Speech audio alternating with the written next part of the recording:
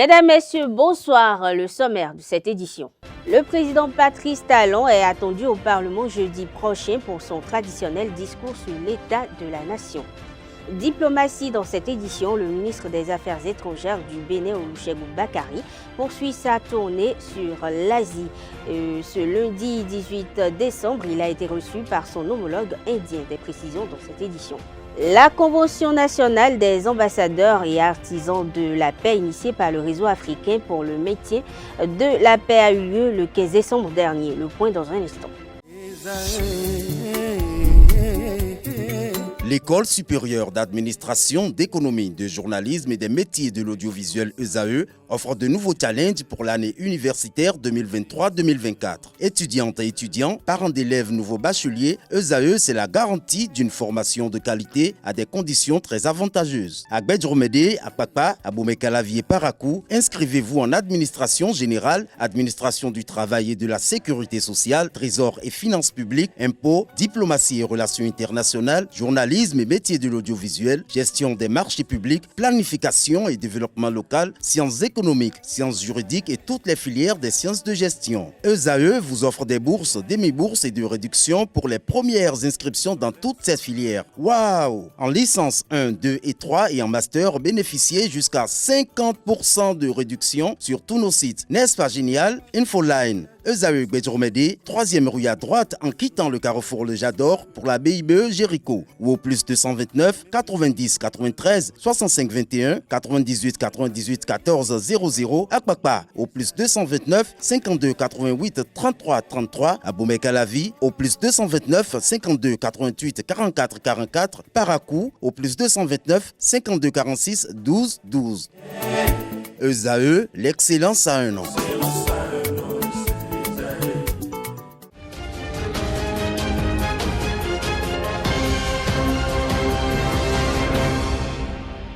Bienvenue, comme je l'annonçais en titre, comme à l'accoutumée, au mois de décembre, le président Patrice Talon sera devant les députés de l'Assemblée nationale pour son discours sur l'état de la nation. Plus précisément, le jeudi 21 décembre prochain. Pour l'occasion, le président du Parlement, Louis Gbaounou Vlavonou, a invité ses collègues députés à la dite séance plénière consacrée à la délivrance du dit message. Conformément à l'article 72 de la Constitution, le président de la République du Bénin adresse une fois par an un message à l'Assemblée nationale sur l'état de la nation. Il peut à tout moment adresser des messages à l'Assemblée nationale. Depuis avril 2021, les opposants politiques Aïvo et Madougou séjournent en prison, malgré les multiples appels à leur libération. Sur l'émission L'invité du dimanche 17 décembre, la question a été abordée par le député président de la Commission des finances et secrétaire général de la haute direction du parti UP, le Renouveau. Et Gérard Benouchi a donné son avis sur le sujet. Il a également donné son avis sur la proposition de loi portant amnistie initiée par les démocrates. Propos recueillis par Abdelkader Achirou. Oui, bon, c'est toujours de la peine de savoir que des gens qu'on connaît, et pour certains dont on est proche, sont en prison, en détention, loin de leur famille, de leurs femmes, de leurs enfants. C'est de la peine. Hein? Personne n'aurait souhaité ça. On a de la peine. Mais on est dans une république qui a des lois. Et quand des citoyens du pays, qu'ils fussent, votre frère, votre fils, votre épouse, votre époux, très proche de vous, qui enfreignent à la loi, il y a la dictature de la loi qui s'impose. Ils ont été condamnés. Donc moi, je ne peux que respecter les institutions de la République, les lois de mon pays. Il n'y a personne qui puisse ne pas mériter d'aller en prison si tant que la personne a un frein aux lois de la République. Vous voyez qu'on dit souvent, nul n'est au-dessus de la loi. Quelle que soit la personne, s'il tombe sous le coup de la loi, on lui appliquera la rigueur de la loi. C'est pour ça qu'il ne faut jamais dire, est-ce que telle personne mérite d'être en prison? Personne ne mérite d'être en prison et tout le monde mérite d'être en prison. C'est comme ça. Personne mais on sait que la politique, généralement, personne ne mérite ces situations, ces circonstances, la politique arrive toujours à quand même trouver une solution politique. Et c'est ça qui n'est pas bon dans une république il ne faut pas donner l'impression que nous sommes dans une république à double vitesse, où, quand il s'agit des politiques, ils vont s'arranger entre eux pour se blanchir. Mais quand il s'agit des citoyens lambda, qui sont des voleurs de moutons, des voleurs de poulets, des voleurs de motos, sont des milliers à être en prison et personne ne pense à eux. Eux aussi, ils sont des Béninois. OK. Ce que je vais dire, c'est que, en ce qui concerne la loi d'amnistie, moi j'aurais été pour une loi d'amnistie où on dit, si c'est pour vider les prisons du Bénin pour repartir à zéro, d'accord. Vous êtes d'accord? Si on a une loi d'amnistie pour vider toutes les prisons du Bénin et repartir à zéro, moi je serais d'accord pour qu'on reparte à zéro. Hein? Mais cibler des acteurs politiques, ça me gêne, moi. Ça me gêne. Ou dire, eux, ils ne méritent pas d'être en prison. Il faut que... Mais si ceux-là voulaient sortir, mais nous, on a voté la loi portant suspension de l'exécution des peines. Vous pensez qu'il doit faire recours à cette loi? On a voté cette loi, loi portant suspension de l'exécution des peines. On l'a voté. L'Assemblée nationale, la 8e législature l'a voté. Et depuis qu'on a voté cette loi, les personnes que vous citez auraient pu soumettre la demande et sortir. Mais si elles n'ont pas soumis de demande pour bénéficier de cette loi et sortir, ça veut dire qu'elles ne veulent pas sortir. Si elles ne veulent pas sortir, bon, ce n'est pas moi qui serai leur avocat. Comment vous pouvez penser qu'elle ne veut pas sortir? Parce que la loi permet de sortir. La loi que nous avons votée permet, si elles déposent la demande motivée, ils vont sortir. Et le reste du combat, ils le feront étant dehors. Mais refuser de sortir... Pas cette loi, il faut l'expliquer un peu à nos amis internautes, peut-être qui n'ont pas bien compris. Suspension de peine, c'est-à-dire quoi? Suspension de l'exécution des peines. Oui. Lorsque je m'appelle Ricky Madougou, Joël Frédéric Alpha, et que j'ai introduit cette demande, est-ce à dire que le chef de l'État prend l'acte, il me libère... et c'est ce que la loi dit pour des raisons sociales, d'ordre social. Si vous motivez et que le chef de l'État, il a un cœur, s'il étudie et voit que c'est pertinent, mais la loi permet de suspendre l'exécution de votre peine. Vous sortez de prison. Et il n'y a pas qu'après, on peut encore me reprendre, mais j'étais en prison. Non, les conditions sont... La loi fixe les conditions. On dit, on vous sort, si votre condamnation dépasse 10 ans, on vous sort pour la première, on suspend pour la première fois pour 5 ans. Et vous êtes dans la société. Si 5 ans après, vous soumettez encore, vous demandez le renouvellement. On le renouvelle. Si 10 ans après, ça a produit les effets de la grâce. Vous êtes dehors depuis. Ça produit les effets de la grâce. Donc, nous avons voté cette loi-là. Lui est censé ignorer la loi. Mais avec ce procédé, le casier judiciaire est toujours entaché. Mais c'est un autre objectif qui est poursuivi. Je peux être dehors maintenant et poursuivre ce combat pour que mon casier judiciaire soit blanchi. Donc, je ne peux, si ça aurait été moi, le même jour, j'aurais soumis cette demande, sortir, poursuivre maintenant le combat pour blanchir mon casier judiciaire. C'est moi ça. C'est ce que j'aurais fait. Mais est-ce que le fait, pour ces opposants, lorsqu'on connaît quand même leur posture politique, en croit le discours tenu avant leur arrestation, est-ce que le fait d'aujourd'hui de quémander, si on peut le dire ainsi... Ce n'est pas quémander, la liberté n'a pas de prix. Ou de demander une suspension de l'élection de leur peine n'est pas comme une forme d'humiliation. Ce n'est pas quémander, c'est la loi. Ce n'est pas comme une forme d'humiliation. Demander à bénéficier d'une disposition de la loi, ce n'est pas quémander, c'est un droit.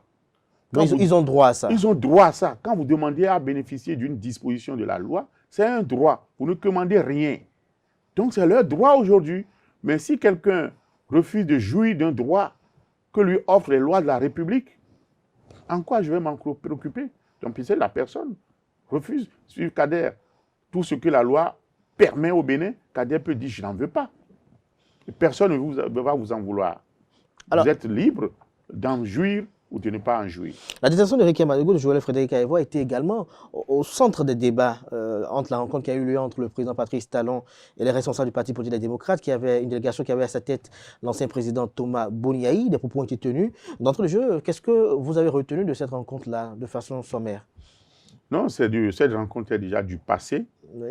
On ne va pas revenir là-dessus. Oui. Tout le monde, tous les Béninois ont vu, ils ont été reçus par le chef de l'État. Ils ont soumis des préoccupations. Le chef de l'État s'est prononcé sur ces préoccupations. On ne peut plus revenir là-dessus. Ce que je note seulement, c'est que La rencontre de leur côté a été mal préparée. Des questions incongrues ont été posées, mais le chef de l'État a donné des réponses Lorsque vous parlez plus claires. Propositions incongrues, vous faites allusion à quoi? Mais vous savez les propositions incongrues, et le chef de l'État a répondu. Donc, on ne va pas rouvrir ce débat. Voilà. Le ministre des Affaires étrangères du Bénin poursuit sa tournée sur le continent asiatique. Hier lundi, Olusegun Bakari a été reçu en audience par son homologue indien Subramanian Jaishankar. Ce tête-à-tête était une occasion pour renforcer les liens entre le Bénin et l'Inde. Leurs discussions ont porté sur la consolidation du partenariat économique, politique ainsi que le développement des deux pays. Les deux hommes ont exploré à l'occasion les pistes de collaboration dans les domaines de l'agriculture, de l'éducation, du textile et de la défense. Olusegun Bakari, chef de la diplomatie béninoise, s'est dit satisfait des échanges sur des sujets importants pour le président de la République du Bénin, Patrice Talon, et sa vision pour le développement du Bénin. Il faut rappeler que démarré le 14 décembre dernier, sa tournée en Asie se fait avec le ministre de l'Agriculture, de l'Élevage et de la Pêche, Gaston Dossoui. Et pour la première étape, les deux membres du gouvernement s'étaient rendus au Vietnam. Ce 19 décembre, le ministre Bakari se rend à Séoul, troisième étape de sa tournée. Le RAMP, Réseau africain pour le maintien de la paix, a organisé vendredi 15 décembre dernier sa convention nationale des ambassadeurs et artisans de la paix. À l'occasion, le RAMP a distingué plusieurs personnes ayant œuvré pour la paix au Bénin. Le reportage est signé Anaël Dou. De la nécessité et de l'urgence d'impliquer la jeunesse béninoise dans la gestion de la crise sécuritaire. C'est le terme de la Convention nationale des ambassadeurs et artisans de la paix organisée par le Réseau africain pour le maintien de la paix RAMP. Cette convention a permis également de distinguer plusieurs personnalités. Il s'agissait donc de les reconnaître, mais en même temps de les désigner comme des ambassadeurs de la paix, histoire de les pousser, de les exhorter à continuer par œuvrer pour la paix. L'objectif numéro 2 de la Convention, c'est de pouvoir former ces jeunes au niveau du réseau, qui sont des volontaires paix et sécurité, sur les thématiques ayant rapport avec la paix et la sécurité. Les outiller, pouvant leur permettre d'être davantage plus efficaces dans le combat commun. Le Réseau africain pour le maintien de la paix entend faire davantage pour la consolidation de la paix, surtout au niveau des risques liés aux engins explosifs. Des perspectives en vue, c'est de travailler davantage avec la communauté, avec la population à la base, sur les risques liés aux engins explosifs, improvisés surtout. Et 2024 sera pour nous une année croisière, puisque nous avons prévu le lancement de notre bimensuel Stop Mine LPC, qui est un outil de communication à notre niveau pour sensibiliser davantage la population sur les risques liés aux engins explosifs improvisés, sur ce qui se fait en matière de lutte contre la prolifération des armes légères de petit calibre au Bénin. C'est le Réseau africain pour le maintien de la paix et c'est une organisation qui couvre actuellement 10 départements sur les 12 que compte le Bénin. C'est une organisation qui travaille essentiellement avec les jeunes, avec les femmes, et œuvre pour la prévention des conflits. Nous travaillons à consolider la paix au Bénin à travers des campagnes de sensibilisation, à travers des formations des jeunes, à travers des colloques que nous organisons aussi, en partenariat avec des organisations de la place.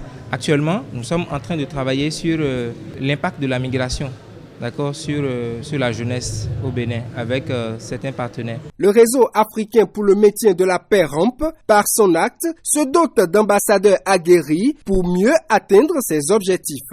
Samedi 16 décembre dernier, plusieurs personnes ont été honorées lors de la 3e édition des Trophées meilleurs acteurs de développement, un événement organisé par l'agence de communication Les Nouvelles du Jour. Voici le reportage.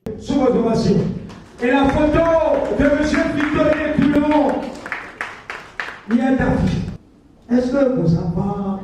Ainsi se referme la 3e édition des Trophées meilleurs acteurs de développement. Cette édition de l'année 2023 de l'agence de communication Les Nouvelles du Jour vient récompenser le mérite des hommes qui œuvrent pour le développement. C'est dans l'objectif de les encourager à mieux faire.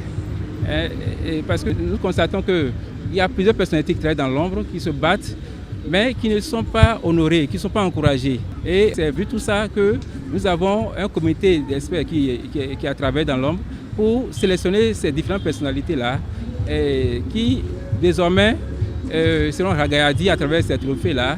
L'agence de communication LNJ, c'est l'agence qui accompagne le journal La Nouvelle du jour. Et cette agence a pour but de faire la promotion des personnalités. Des personnalités qui travaillent bien dans l'ombre et qui se battent jour et nuit pour contribuer au développement de notre cher pays, le Bénin. Et ces personnalités-là vont recevoir tout à l'heure le trophée des meilleurs acteurs de développement de l'année 2023. Ils recevront aussi leur écharpe ainsi que leur tableau d'honneur. Honorés par ce trophée inédit, les lauréats sont conscients de l'enjeu d'une telle distinction. J'étais étonné, agréablement surpris aussi pour cette reconnaissance.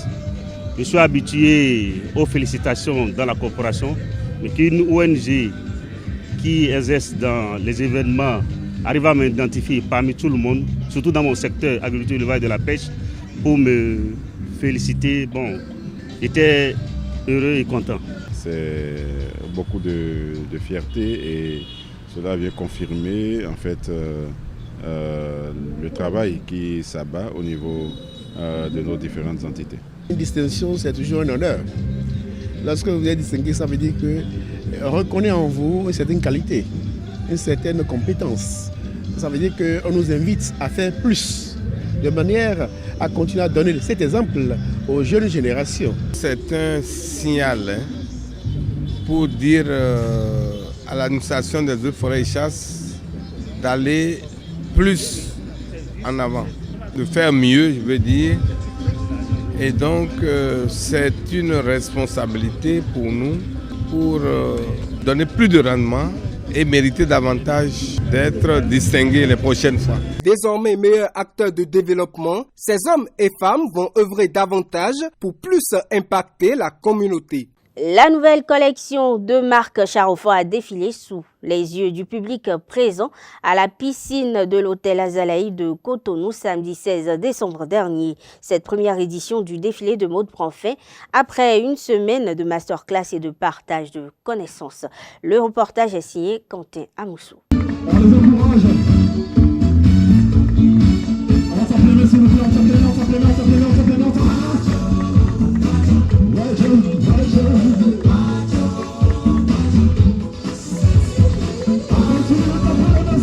Un défilé de mode aux couleurs de la culture africaine. La marque Charofan a dévoilé pour cette première édition sa nouvelle collection au public. L'idée à la base, c'était de raconter l'histoire de la mode depuis l'époque des temps anciens jusqu'à notre époque aujourd'hui. Nous avons même présenté une tenue pour rendre hommage au président Mathieu Kérékou, paix à son âme.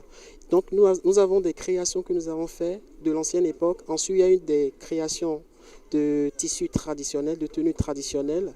Le troisième passage retrace l'histoire d'un héritage. C'était des créations avec des tissus tels que le wax, le lin que nous avons mixé, et également le ankara que nous avons mixé également pour donner des créations assez uniques. Donc l'idée à la base c'était de rendre hommage à une mère qui n'a pas réellement eu la chance de voir ses œuvres traverser les frontières, qui n'a pas réellement eu la chance d'être connue comme certaines personnes aujourd'hui. Or, elle avait réellement le talent. Ce mélange de tissus et de styles ont captivé l'attention du public. J'étais séduite par la couleur, j'étais séduite par l'originalité, par ce touche personnel qu'il a l'art de donner déjà. C'est une personne que je connais particulièrement et ce soir, il ne m'a pas surpris, il a juste donné encore plus de goût et l'engouement pour la mode. Il y a la manière dont les tableaux ont été présentés. Les tableaux racontaient une histoire. Du premier tableau, ils sont partis du temps de nos parents, du temps ancestraux, jusqu'au dernier tableau où nous avons pu voir l'évolution des tenues que nous avons portées au fil du temps, mais précisément dans la tradition africaine et béninoise. C'est un jeune qui est vraiment à féliciter. On a apprécié toutes les tenues qu'on a défilées et puis c'était très bien quand même. Je ne peux que l'encourager. toute une semaine pour parler de la mode à travers des masterclass et des partages de connaissances qui s'est achevé par ce défilé. Le journaliste reporter d'images à ESAE TV, Larios Adjagbeno, a remporté le prix de meilleur cadre journaliste reporter d'images de la presse sportive béninoise de l'année 2023 par Radio Tokba. C'était le samedi dernier lors de l'émission Week-end à tout vent. Francis Fahmi pour le reportage. Avec les félicitations de l'émission Week-end à tout vent. Oui. Voilà. Bravo. Un visage bien connu du mouvement sportif béninois et de la télévision en ligne au Bénin, une voix qui retentit depuis longtemps dans le monde sportif béninois et sur les zones de ESAE TV, Setondé Larios Adjagbeno est distingué meilleur journaliste reporter d'images lors de l'édition 2023 des Radio Tokba Awards. C'est le meilleur et tout le monde s'accorde, tout le monde est unanime à reconnaître que c'est lui. Larios Adjagbeno, il fait le travail de 3 personnes. Quand on est JRI, vous connaissez le métier, eh bien, journaliste, reporter d'image. Vous savez ce que ça veut dire? À l'époque, des gens tenaient la lanterne à gauche, d'autres tenaient autre chose à gauche. Vous êtes 4-5 sur un reportage. Aujourd'hui, eh ben, un seul journaliste peut faire tout le travail. Et c'est ça qu'il fait.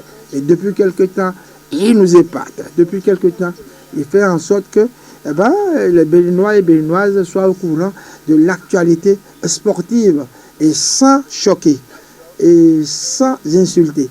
C'est de ça également qu'il s'agit. Titulaire d'une licence en journalisme, le lauréat traîne ses bottes dans les arènes sportives depuis de nombreuses années. À l'aide de sa caméra, il fait vivre et revivre les sensations et émotions du sport aux passionnés. Mais dans sa mission d'information, Setondé Larios Adjagbeno aborde d'autres thématiques telles que la culture, la société et la politique.